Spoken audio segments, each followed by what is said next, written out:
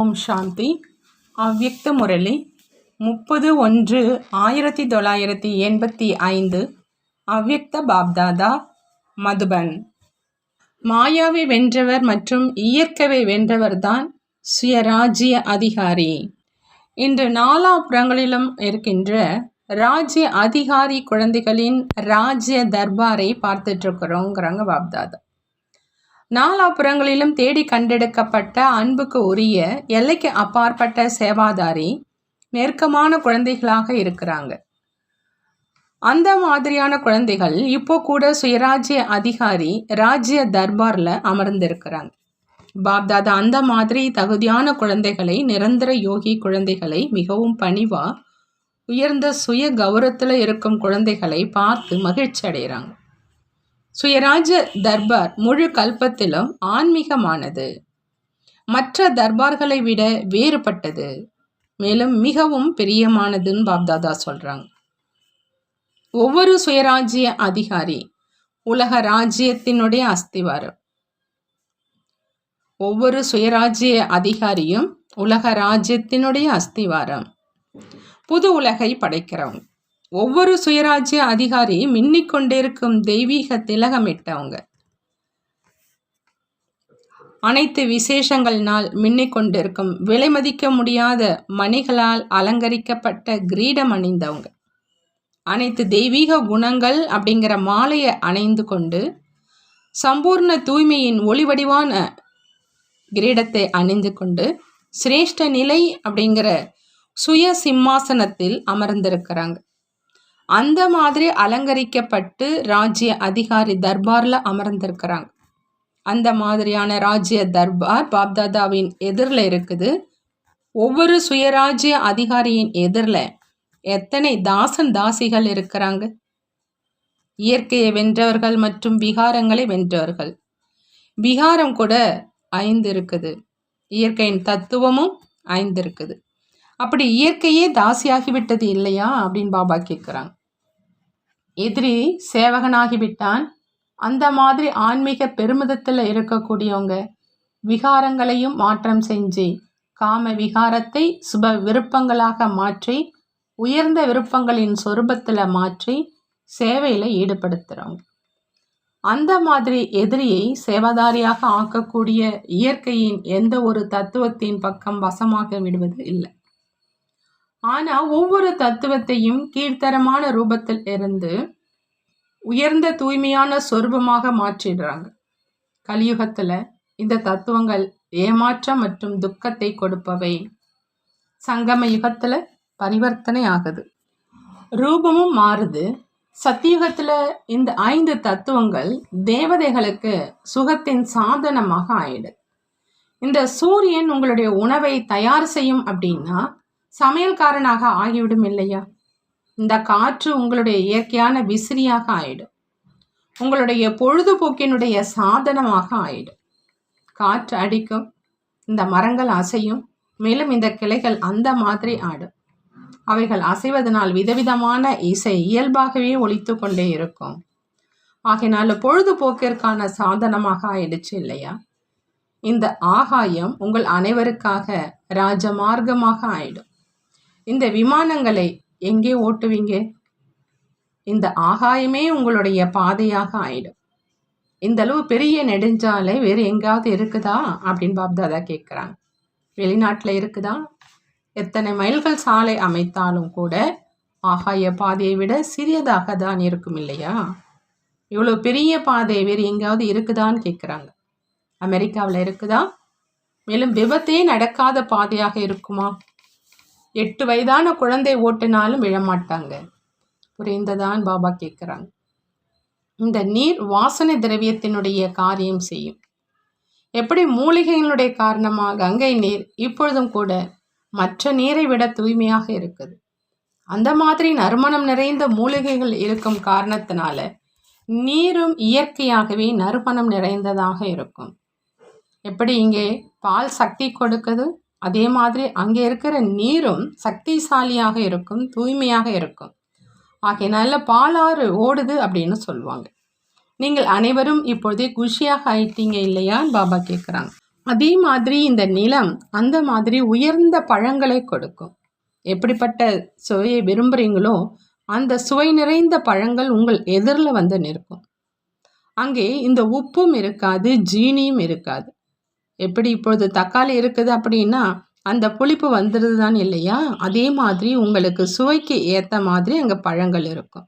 நீங்கள் சாற்றை பிழிந்தீர்கள் என்றால் விரும்பிய சுவை உங்களுக்கு கிடைக்கும்.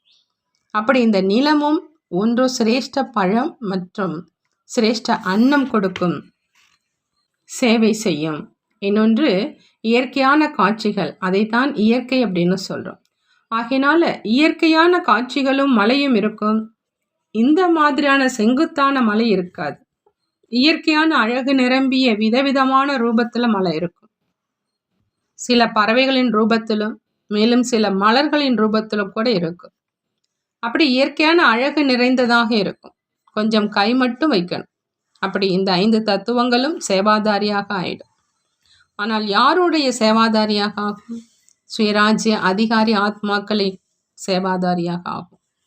ஆகையினால இப்போ உங்களை பாருங்க, 5 விகாரங்களும் எதிரி என்பதிலிருந்து மாறி சேவாதாரியாக ஆகிவிட்டனவா? அப்பொழுதுதான் சுயராஜ்ய அதிகாரின்னு சொல்வோம்.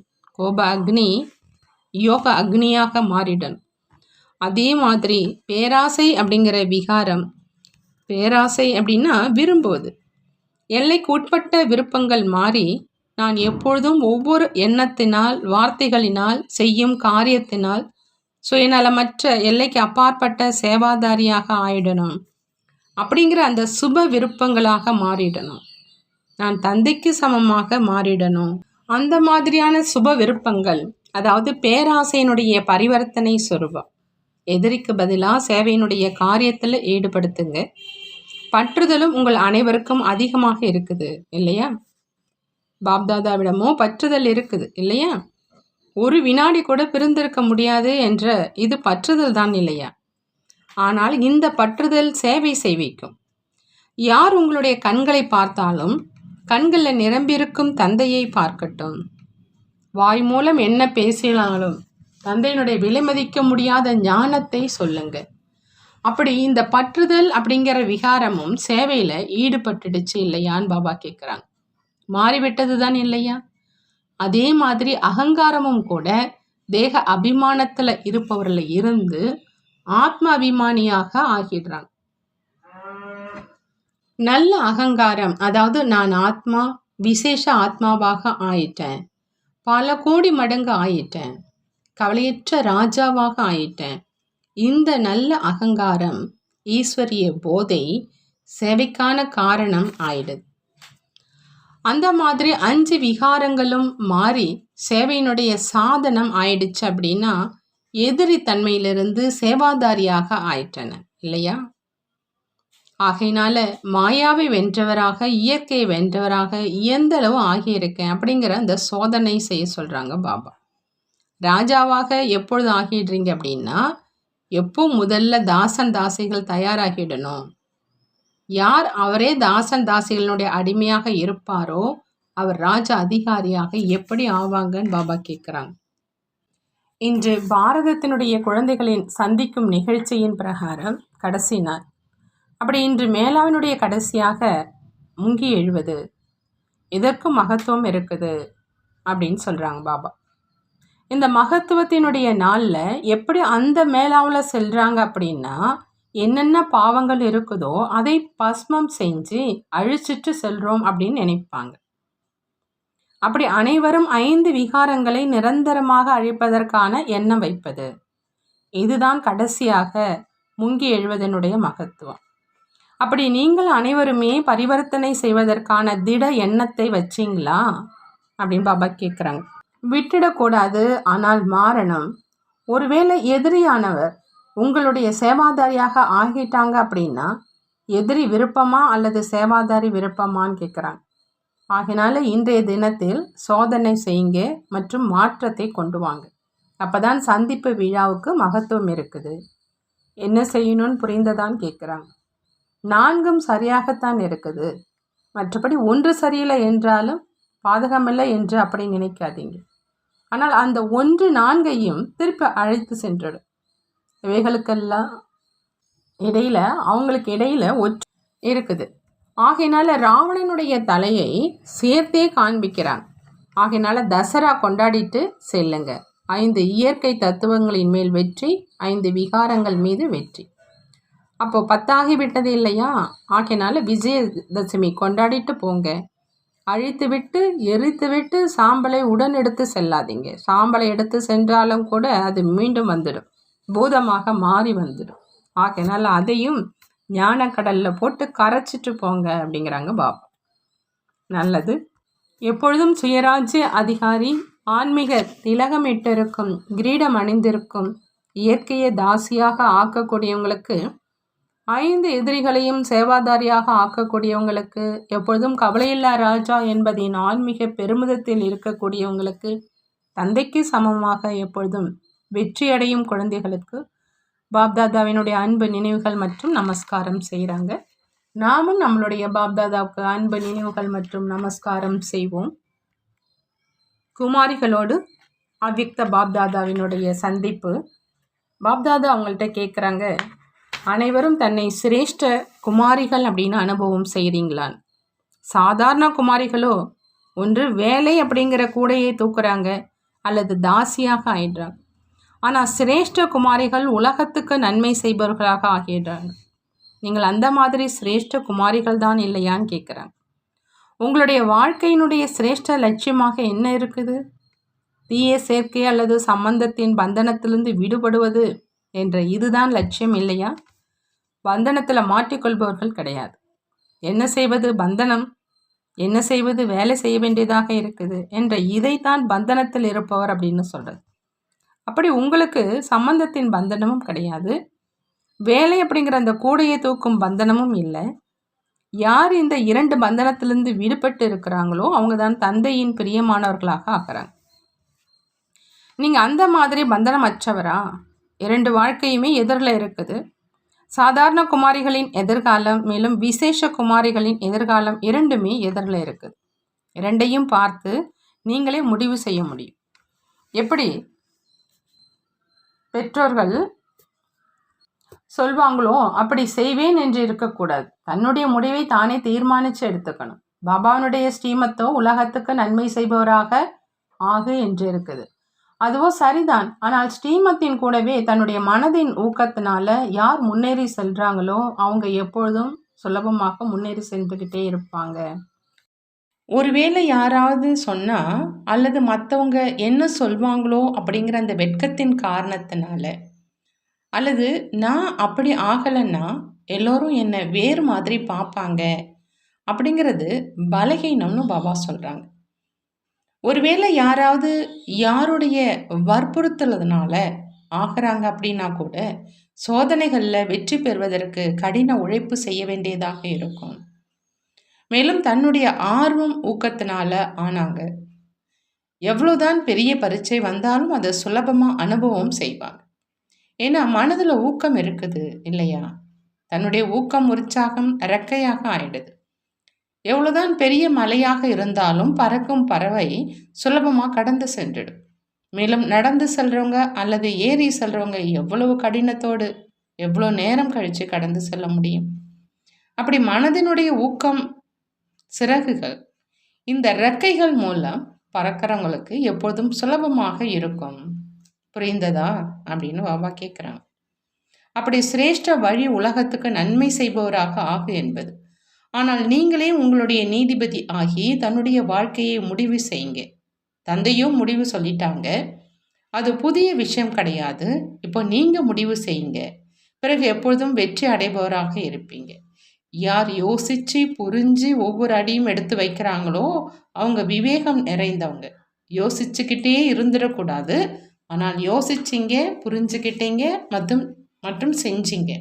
இதைத்தான் அறிவாளி அல்லது விவேகம் நிறைந்தவர் அப்படின்னு சொல்றது. சங்கமேகத்தில் குமாரி ஆவது என்பதே முதல் பாக்கியம். இந்த பாக்கியமோ நாடகப்படி கிடைச்சிருக்குது. இப்போ பாக்கியத்தின் மேல் பாக்கியத்தை உருவாக்கி கொண்டே போங்க. இதே பாக்கியத்தை காரியத்தில் ஈடுபடுத்தி கொண்டே இருந்தீங்க அப்படின்னா பாக்கியம் அதிகரிச்சுக்கிட்டே இருக்கும். மேலும் இதே முதல் பாக்கியத்தை இழந்தீங்க அப்படின்னா நிரந்தரமாக அனைத்து பாக்கியத்தையும் இழந்துடுவீங்க. ஆகினால் நீங்கள் பாக்கியம் நிறைந்தவங்க, பாக்கியம் நிறைந்தவராகி இப்போ இன்னும் சேவாதாரியின் பாக்கியத்தை உருவாக்குங்க அப்படிங்கிறாங்க பாபா. புரிந்ததான்னு கேட்குறாங்க. அடுத்ததாக சேவாதாரி, அதாவது டீச்சர் சகோதரிகளோட அவ்யக்த பாப்தாதா சந்திக்கிறாங்க.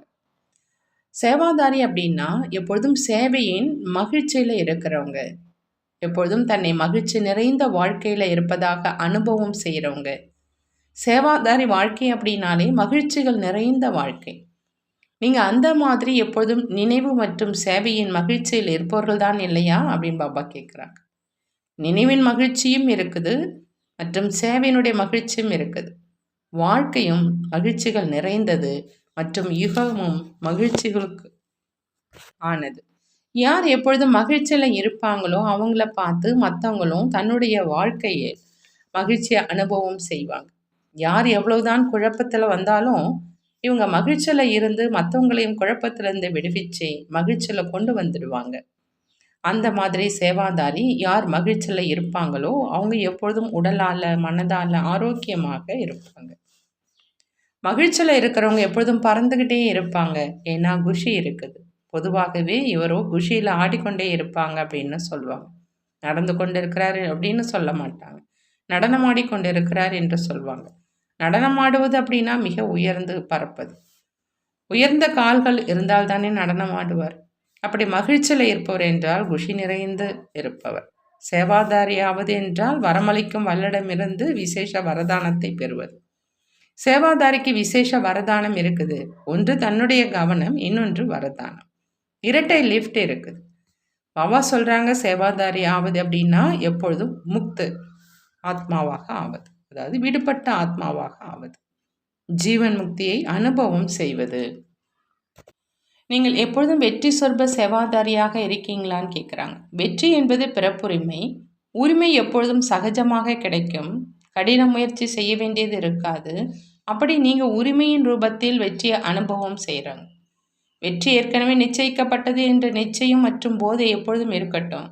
வெற்றி கிடைக்குமா அல்லது கிடைக்காதா அப்படிங்கிற எண்ணமோ இருப்பதில்லை இல்லையா? எப்பொழுது அதிகாரம் இருக்குது அப்படின்னா அதிகாரிக்கு அதிகாரம் கிடைக்கல என்பது இருக்கவே முடியாது. நிச்சயம் இருக்குது அப்படின்னா வெற்றியும் நிச்சயிக்கப்பட்டது. இதுதான் சேவாதாரிக்கான விளக்கம். எது விளக்கமாக இருக்குதோ அதுவே நடைமுறையாக இருக்குது. சேவாதாரி அப்படின்னா சுலபமாக வெற்றியை அனுபவம் செய்கிறவங்க. விடைபெறும் நேரத்தில் எல்லோரும் இப்பொழுது எங்களை விட்டு செல்லாதீங்கிற பாடலை பாடுறாங்க. பாப்தாதா எந்த அளவு அன்பின் கடலாக இருக்கிறாரோ அந்த அளவு விலகியும் இருக்கிறார். அன்பு நிறைந்த வார்த்தைகளை சொன்னாங்க. இதுவோ சங்கமேகத்தினுடைய மகிழ்ச்சிகள். மகிழ்ச்சியை நன்றாக கொண்டாடுங்க, சாப்பிடுங்க, குடிங்க, ஆடுங்க. ஆனால் நிரந்தரமாக செய்யுங்க.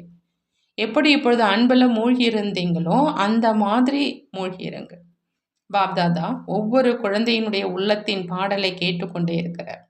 இன்று வாய் மூலம் பாடிய பாடலையும் கேட்டுவிட்டார். பாப்தாதா வார்த்தைகளை பார்ப்பது கிடையாது, இசையை பார்ப்பதில்லை. இதயத்தினுடைய ஓசையை கேட்கிறார். இப்பொழுது நிரந்தரமாக கூடவே இருக்கீங்க. ஸ்தூலமாக இருந்தாலும் அவ்யக்த ரூபத்திலும் எப்பொழுதும் கூடவே இருக்கீங்க. இப்பொழுது பிரிந்திருக்கும் நாட்கள் முடிவடைஞ்சிருச்சு. இப்பொழுது சங்கமேகம் முழுமையிலுமே சந்திப்பு கொண்டாட்டம் தான். சந்திப்பில் பலவிதமான காட்சிகள் மட்டும் மாறிக்கொண்டே இருக்குது. சில நேரம் நேர் எதிரில், சில நேரம் அவ்யக்தத்தில். நல்லது. காலை வணக்கம். நாமும் நம்மளுடைய பாப்தாதாவுக்கு நமஸ்காரம் செய்வோம். வரதானம்: ஆன்மீக சக்தியின் ஆதாரத்தில் உடலினுடைய சக்தியை அனுபவம் செய்யக்கூடிய எப்பொழுதும் ஆரோக்கியமானவர் ஆகுக. ஆத்மீக சக்தியினுடைய ஆதாரத்தில் உடலின் சக்தியை அனுபவம் செய்யக்கூடிய எப்பொழுதும் ஆரோக்கியமானவர் ஆகுக. எப்பொழுதும் ஆரோக்கியமானவராக ஆகணும் அப்படின்னா பாபா சொல்கிறாங்க, ஆத்மீக சக்தியினுடைய ஆதாரத்தில் உடலின் சக்தியை அனுபவம் செய்யணும். இந்த ஆன்மீக வாழ்க்கையில் ஆத்மா மற்றும் இயற்கை, அதாவது உடல், இரண்டினுடைய ஆரோக்கியம் அவசியமானது. எப்பொழுது ஆத்மா ஆரோக்கியமாக இருக்குது அப்படின்னா உடலின் கணக்கு வழக்கு மற்றும் உடலினுடைய நோய் ஏற்றிலிருந்து முள்ளாக்கிவிடும். அந்த காரணத்தினால சுய நிலையின் காரணமாக ஆரோக்கியத்தை அனுபவம் செய்கிறாங்க. அவங்களுடைய வாயில், முகத்தில் நோய் கஷ்டத்தினுடைய அடையாளம் இருக்காது. கர்மத்தினுடைய விளைவை அனுபவிப்பதை வர்ணனை செய்வதற்கு பதிலாக கர்ம யோகாவினுடைய நிலையை வர்ணனை செய்வாங்க. அவர் பரிவர்த்தனையின் சக்தி மூலமாக கஷ்டத்தை திருப்தியில் பரிவர்த்தனை செய்து திருப்தியாக இருப்பாங்க மற்றும் திருப்தியினுடைய அலையை பரப்புவாங்க. ஸ்லோகன்: உள்ளத்தால் உடலால் உங்களிடையே அன்பாக இருந்து சேவை செய்தீர்கள் என்றால் நிச்சயம் வெற்றி கிடைக்கும். உள்ளத்தால் உடலால் உங்களிடையே அன்பாக இருந்து சேவை செஞ்சீங்க அப்படின்னா நிச்சயம் வெற்றி கிடைக்கும். நல்லது. ஓம் சாந்தி. நன்றி பாபா. நன்றி.